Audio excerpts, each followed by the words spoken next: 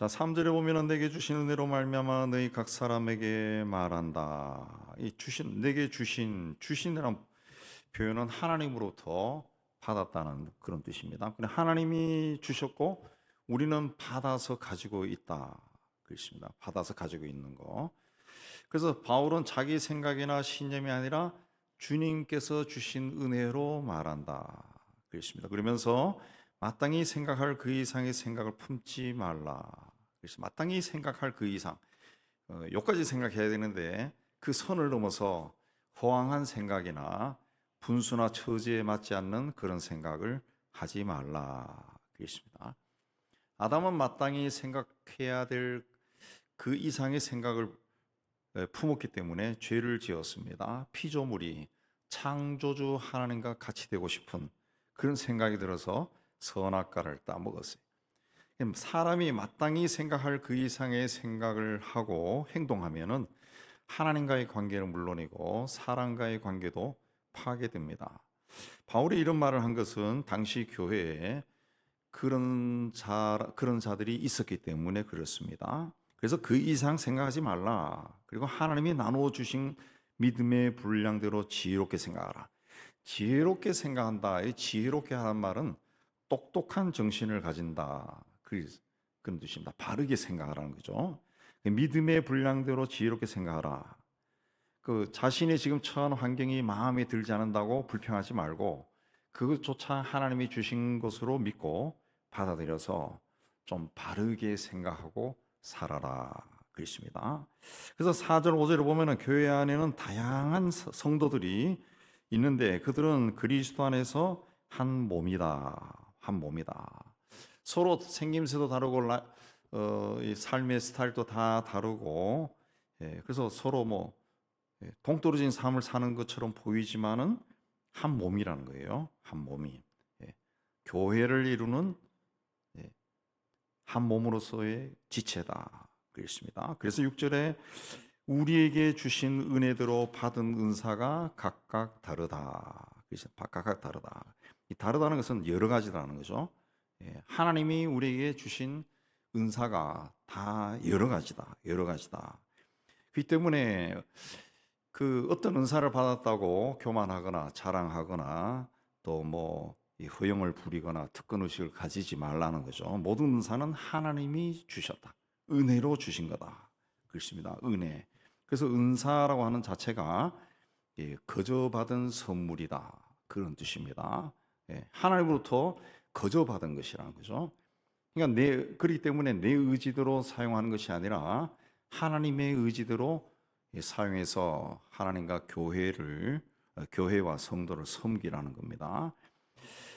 그 은사를 줘서 그 은사로 교회를 섬기라, 성도를 섬기라라고 하는 것은 주님이 이 성도들을 통해서 일하신다는 그런 뜻입니다. 그래서 주님이 직접 이렇게 그 현장 우리 삶의 현장에 사람의 모습으로 나타나서 막 일할 수가 없죠. 그렇기 때문에 우리에게 은사를 주셔서 그 교회 공동체를 세우기 위해 필요한 은사를 줘서 교회를 위해 일하게 한다는 거죠. 일하게 한다. 그렇습니다. 혹 예언이면 믿음의 분수대로 여기서 예언이라고 하는 말 프롭헤테이아라고 하는 것은 미래의 일을 말하는 것이 아니라 현재 내가 처한 구체적인 상황 속에서 하나님의 뜻이 무엇인지 밝히고 선포하라는 겁니다. 그래서 구약 시대의 예언자, 그 선지자가 하나님으로부터 받은 것을 백성들에게 전했어요. 하나님부터 받은 것을 하나님이 밝히 드러낸 것을 계시를 하는데 그걸 백성들에게 전했습니다. 그러다가 성자 하나님이신 예수께서 직접 세상을 구원하러 그리스도로 세상에 오셨어요. 그래서 계시가 종결된 겁니다. 예수로 끝난 거예요. 예수로 끝난 거예요. 그 후에 자꾸 계시가 있다 없다 이렇게 이야기하는 것들은 다 사이비단입니다. 사이비단. 오늘날에도 그러잖아요. 내가 그리스도다 하는 게 그 계시가 있다는 그 이야기인데 그게 아닙니다. 예수님이 오심으로 구약의 예언은 다 예수가 오신다는 그 이야기죠. 그래서 죄에 대해서 말하고 정결하게 되어라. 그리스도가 오신다. 그리스도 오시면 심판하신다. 그 이야기고 예수님의 오심으로 그 성경의 예언은 완성이 된 겁니다. 그 후에는 예수님의 제자 사도들이 자기들이 3년 동안 주님과 함께 하면서 받았던 그 말씀을 세상에 전해준 거예요. 전해준 겁니다. 그래서 계시가 기록이 된 거예요. 계시가 기록된 겁니다. 그 후 예언의 은사는 성경에 기록된 주님의 말씀을 드러내는 것이 되는 겁니다. 설명하고 해석하는 거예요. 그래서 성직자가 이 말씀을 풀어서 가르치고 또 그 시대 상황 속에 말씀을 해석해 주는 거, 이게 예언이 프로페테라고 하는 그 말입니다. 영어 단어도 다르겠습니다. 따라서 교회 시대의 예언은 설교자들에게 주신 은사입니다. 하나님의 말씀을 선포하는 설교자의 설교 사역이나 혹은 구원의 메시지를 전하는 전도자에게 하나님이 주신 은사입니다. 그래서 이 은사를 받은 자는 이 말씀을 통해 하나님의 음성을 듣고 하나님의 뜻을 깨닫고 분별력이 있다는 거죠. 이 은사가 없는 사람이 성직자가 되었을 때는 하나님의 말씀을 해석하거나 또 시대의 상황에 맞춰 해석하거나 전달하는 그 일을 못합니다. 못합니다. 그래서 그 은사가 있어야 된다. 근데 초대교회나 지금 시대나 그 2000년 동안 예언이 문제가 된 경우가 굉장히 많았습니다. 왜냐하면은 일반 사람들이 아는 예언은 앞으로 될 일을 이야기한다는 거죠. 구약 시대도 앞으로 될 일을 이야기했죠. 근데 앞으로 될 일이 뭡니까? 그리스도 오신다는 그 이야기예요. 그래서 6절에서 13절까지 나오는 그 예언을 제외한 나머지 은사들의 특징이 뭔가 하면은 다 현재 생활에서 실천되는 겁니다. 그러니까 문제가 없어요. 이런 일을 내가 지금까지 안 했다면은 하면 됩니다. 하면 됩니다. 그리고 다르게 했다 그러면은 바꾸면 돼요. 그러나 예언은 앞으로 될 일이기 때문에 한 번 들으면은 마음에 나요. 아담과 하와가 사탄의 유혹에 넘어간 것은 선악과를 먹으면 하나님처럼 된다. 그 말입니다. 그렇게 된다. 예언이에요. 예언. 예언입니다. 그러니까 아담의 후예인 우리에게도 그 사탄의 그 말에 넘어갈 여지가 본성이 남아 있어요. 유전이 되어 있어요. 그래서 본능적으로 예언에 이끌리고 들은 것을 마음에 새기는데 잘못하면은 그 들은 말에 평생 지배당할 수 있어요. 제가 아는 분의 어머니가 굉장히 신실한 분인데 기도를 많이 해요. 그때 기도원에서 이제 기도 많이 한다는 분이 이 어머니에게 당신 아들은 주님의 종이 돼야 된다. 그런 말을 했습니다. 옛날에 기도원 가면 그렇게 말하는 사람 많아요. 저도 기도 많이 다녔는데 이 청년이 딱 나타나서 막 기도 열심히 하면은 와 같이 기도하자 그래 해가지고 하나님이 당신을 크게 쓰실 겁니다. 종이 돼야 됩니다. 그런 말 많이 합니다. 많이. 그 기도하는 사람의 특징이 뭡니까? 주님이 최고예요. 그 주님의 일을 하는 것이 최고야. 근데 그 사람들이 생각하는 주님의 일은 주의 종이 되는 거. 성직자가 되는 거예요. 그런데 이 어머니의 아들은 그게 관심이 전혀 없어요. 신앙은 있지만은 그래서 자기가 좋아하는 분야로 나가서 성공해서 돈도 많이 벌었습니다.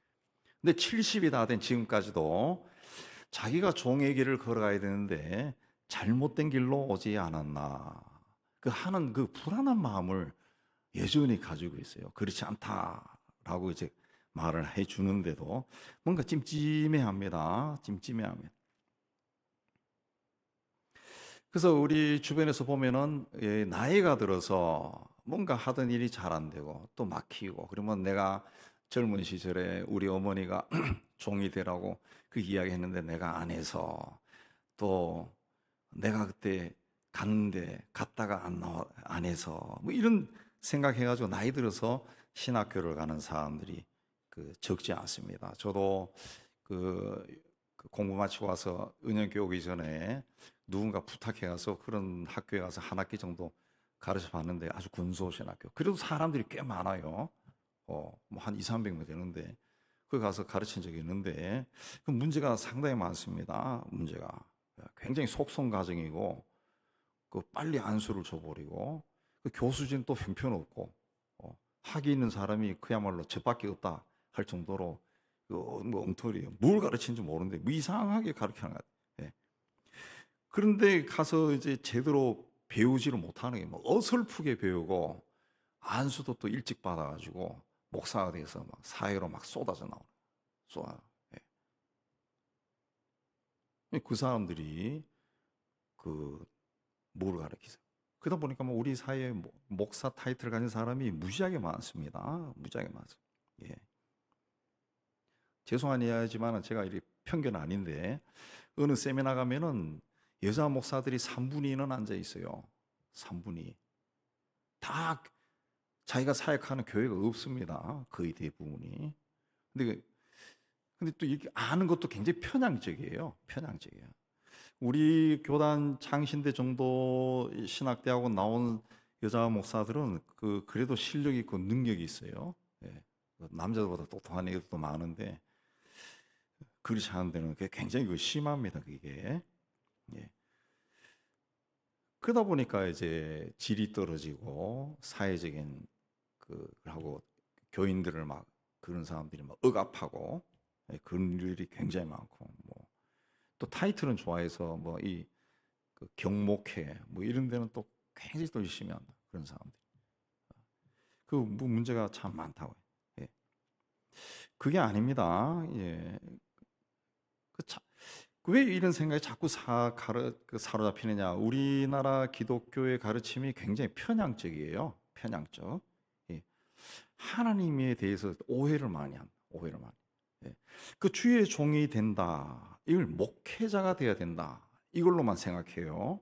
그러나 주의 종은 세상 모든 분야에서 성실하고 정직하고 의롭게 살면서 주님의 뜻을 이루어가는 사람이 다 주의 종이에요. 주의 종. 예.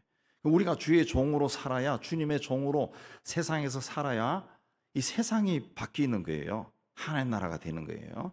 그러니까 자기가 잘나는 분야에서 크리스찬으로 신실하게 살면은 그게 종의 삶이요. 종의 삶. 종처럼 예수님의 종처럼 세상 속에서 그렇게 사는 거예요. 예. 근데 종이 된다를 꼭 신학교 가야 된다. 그렇게 생각합니다. 그래서 함부로 예언하면 안 되고 또 예언을 받으러 다녀도 안 됩니다. 우리나라가 유독 이게 굉장히 심해요. 다른 나라 기독교에서는 이런 현상이 없는데 우리나라는 굉장히 심한데 이게 왜 그런가 하면은 5천 년 동안 내려온 미신 때문에 그렇습니다. 미신. 예, 점쟁이 그 미신 때문에 그렇다. 예. 저도 그래서 젊은 시절에 그 예언하는 은사를 받은 사람 가서 고개 숙이고 듣고 뭐 그런 일을 많이 해봤어요. 해봤는데 저도 그런 비슷한 은사를 받아서 해봤는데 그게 아니 오해한 거예요. 오해한. 제가 나중에 성경을 공부하니까 그게 아니다. 그렇습니다. 그 예언의 은사는 점치는 것이 아닙니다. 아니에요. 이제 내가 좀 이 하나님께 그 복을 달라 해서 물질적으로 경제적으로 좀 윤택하게 되기 위해서 복을 달라. 그래서 어느 날 빵집을 할까 세탁소를 할까 카페를 할까 뭐 이 생각이 들어가지고 뭘 하면 좋을지 막 고민이 돼가지고 기도 많이 하는 사람 예언 은사를 받은 사람이 가서 고개를 숙이고 기도를 받았다. 예. 그러면 그 사람은 예언 은사를 점쟁이로 생각하는 겁니다. 예언 은사는 그게 아니죠. 예. 하나님이 우리에게 경제적으로 윤택을 주고 그다음에 우리의 어떤 경제적 문제를 해결한다 그러면 빵집을 하거나 세탁소를 하거나 카페를 하거나 다 잘 돼요.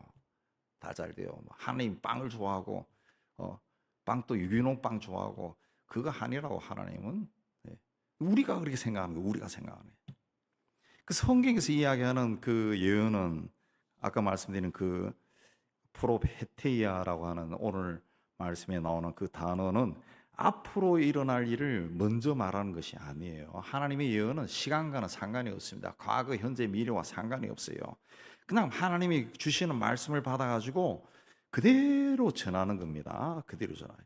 하나님의 말씀을 받아서 뭘 전합니까? 하나님과 하나님 나라를 이야기하는, 하나님과 하나님 나라를 이야기하는 거지 개인의 삶에 어쩌고 저쩌고가 아니라는 거죠. 그래서 믿음의 분수대로 하라 그랬습니다. 성경이 말하지 않은 재림 날짜를 말한다든가 성경에서 약속하지도 않은 것을 말한다든가 성경에 나오지 않은 것을 자의적으로 말하거나 주장하지 말라 그랬습니다. 자기에게서 일어나는 어떤 사사로운 감정을 하나님으로부터 마치 직접 받은 것처럼 착각하고 전하지 말라는 거예요. 그거는 남을 속이는 거예요. 예. 또 그런 사람을 찾아가는 것도 그게 건전한 것이 아니라 기독교를 하나의 미신으로 해버리는 겁니다. 그 우리나라 기독교를 기복적인 신앙 그렇게 이야기하는 것은 하나님께 복을 달라고 하는 것은 전혀 잘못된 것이 아니에요. 당연히 복을 달라 그러지. 아버지인데 달라 그래야죠. 근데 기복이다라고 하는 것은 미신적인 마음으로 달란다는 거지. 미신적인 거. 예. 내가 이렇게 하면은 하나님이 줄 거야. 그렇게 해서 뭐 사흘 금식을 한다든가. 예. 그렇게 하지 말라는 거죠. 예. 여러분의 그 자식이 여러분에게 뭘 달라 그럴 때 애가 그냥 사흘 금식하고 맨날 그때마다 일주일 금식하고 그냥 막 얼굴이 창백한 채로 와가지고 아버지 그러고 이번에 뭐 해야 되는데 좀 주세요. 그러면은 뭐 부모의 마음이 막 정신이 나갈 거예요. 답답할 거예요. 그냥 얘가 뭐 돌았나 그럴 거예요. 예. 그리 하지 말라는 거죠. 그렇게 하는 하나님과 뭔가 거래를 하려고 하지 말라는 거죠. 예. 우리가 아버지 어머니에게 편하게 말하는 것처럼 그리고 그랬을 때 그분들이 다 알아서 채워주는 것처럼 하나님도 우리에게 그렇게 주시는 거예요. 문득 또 떠오르는 생각을 또 마치 예언을 받은 것처럼 생각해도 안 된다는 거죠. 예언은 성경에서 이야기하는 예언은 그게 아니에요.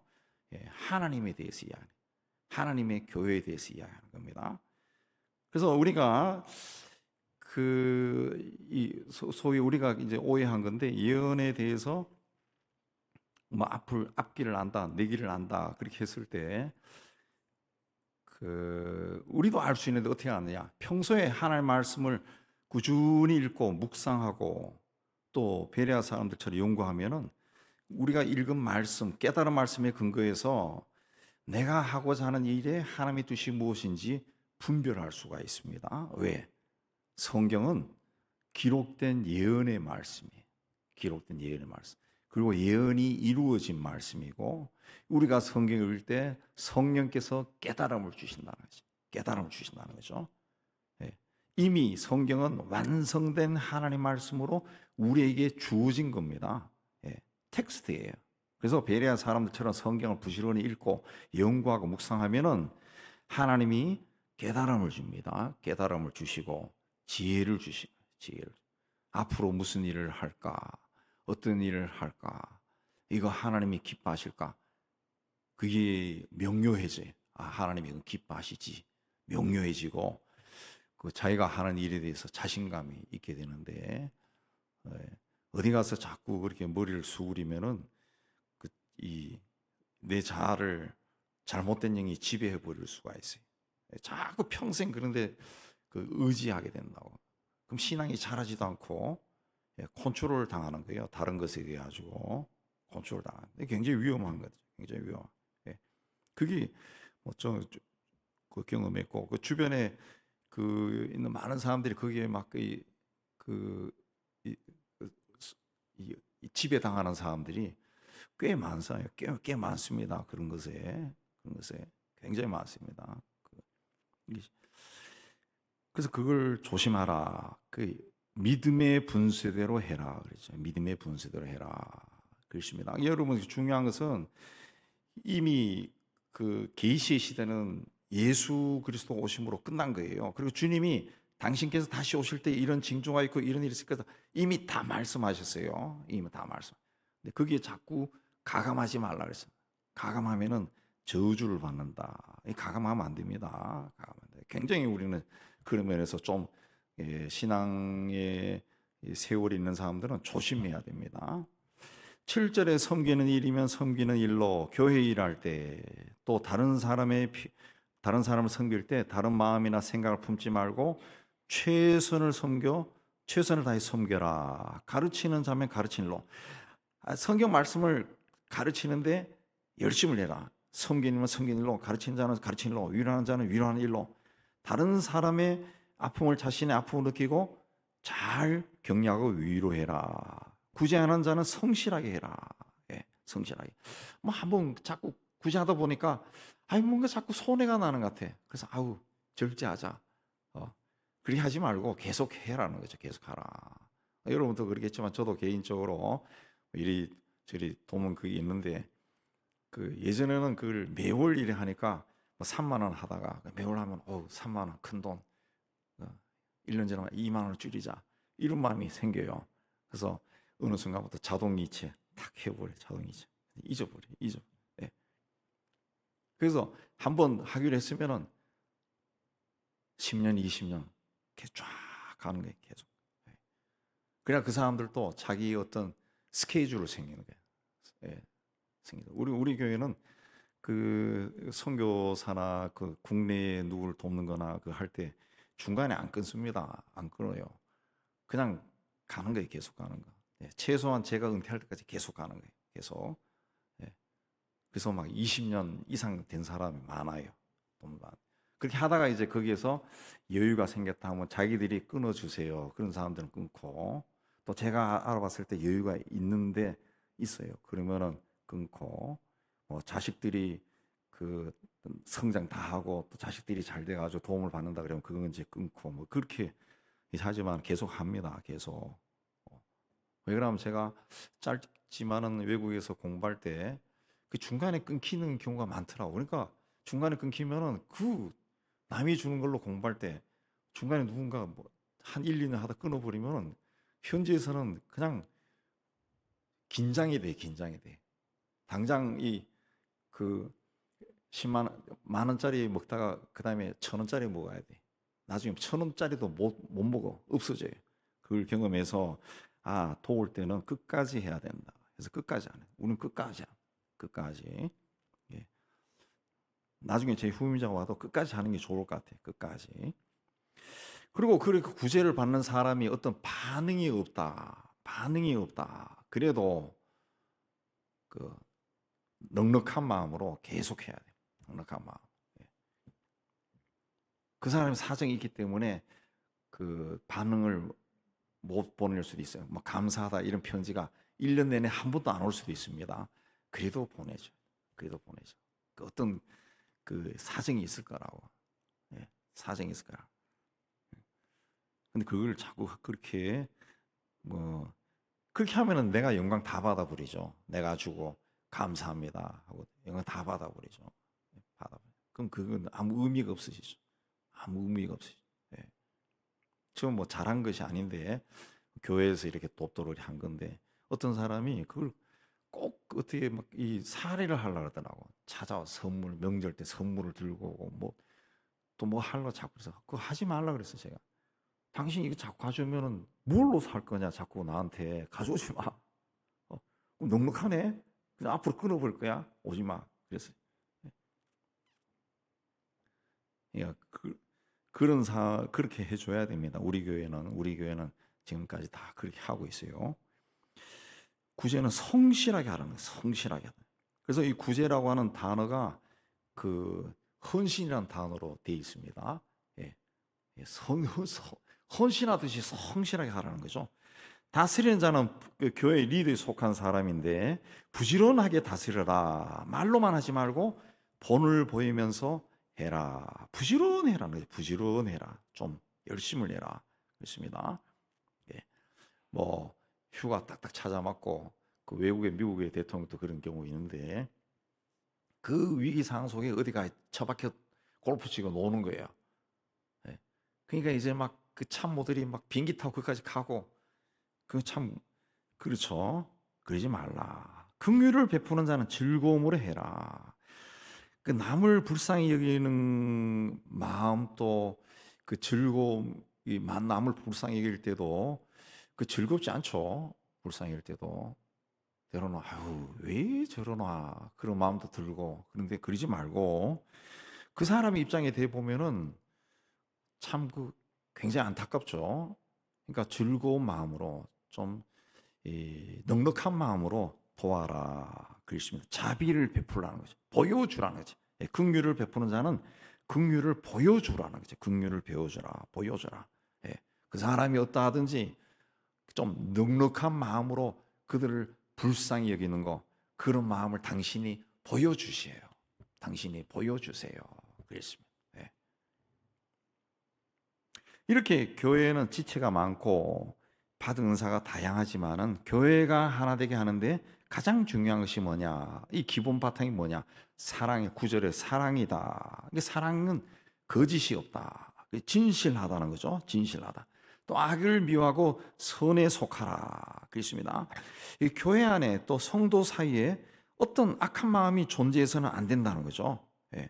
악한 마음은 주님과 관련이 없는 겁니다. 세속적인 겁니다. 정욕적인 것이에요. 예. 근데 그거 하지 말라.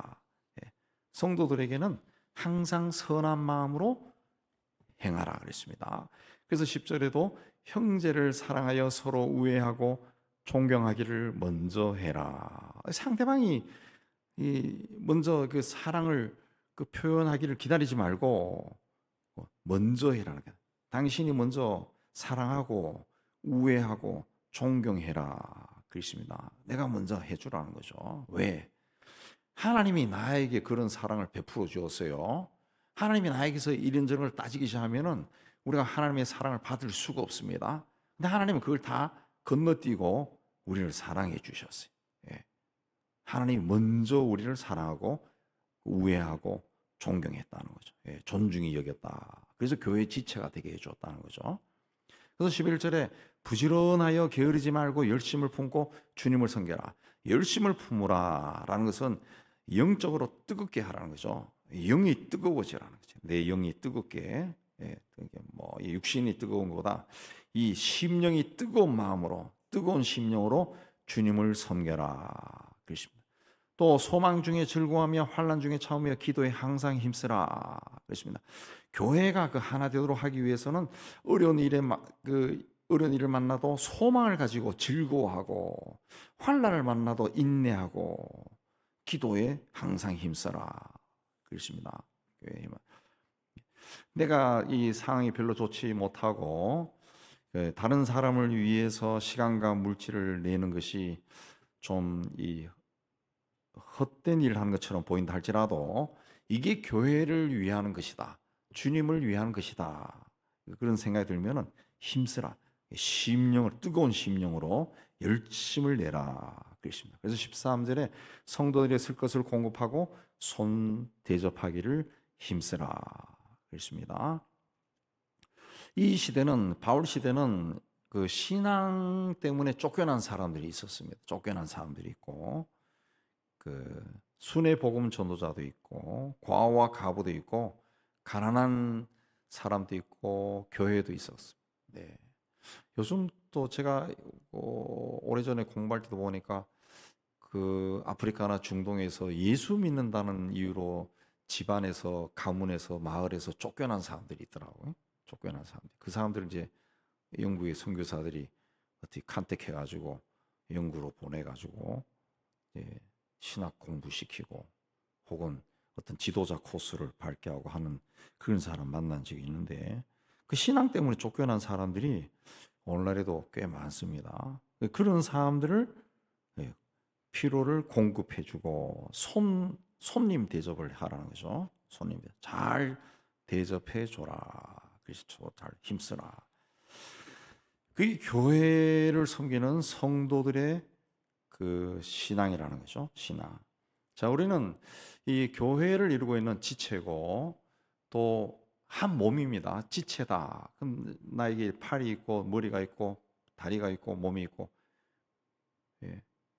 우리 몸이죠. 이 교회를 이루고 있는 지체고 또 하나입니다. 하나, 한 몸이에요. 그러니까 우리와 교회는 분리되어 있지 않습니다. 우리가 교회예요. 교회. 내가 곧 교회라는 거죠. 또 우리와 주님은 분리되어 있지 않습니다. 교회는 주님의 몸이라고 했어요. 주님과 우리가 하나죠. 하나. 또 이 몸인 교회를 통해 다른 교인들과도 분리가 되어 있지 않아요. 하나가 되어 있습니다. 하나가 되어 있습니다. 하나가 되어 있습니다. 그래서 우리 같은 교회 공동체 안에서 어떤 사람이 잘 되고 그러면 우리 마음도 성령이 주시는 기쁨이 있다. 그 누가 또 어려운 일을 당하면 아픔이 있다. 아픔이 있어요. 공유하는 거죠. 하나가 되어 있기 때문에. 그렇기 때문에 교회를 사랑하고 성도를 사랑하는 거 이거는 주님을 사랑하는 것과 똑같습니다. 그렇게 할 때 온전한 신앙인이 되는 겁니다. 이 온전한 신앙인이고 하나님이 기뻐하시는 거룩한 산 제물로 우리를 드리는 것이 됩니다. 우리 모두가 다 이런 그 바른 신앙으로 하나님 앞에 세워져서 하나님의 교회를 잘 섬기기를 주님의 이름으로 축복합니다.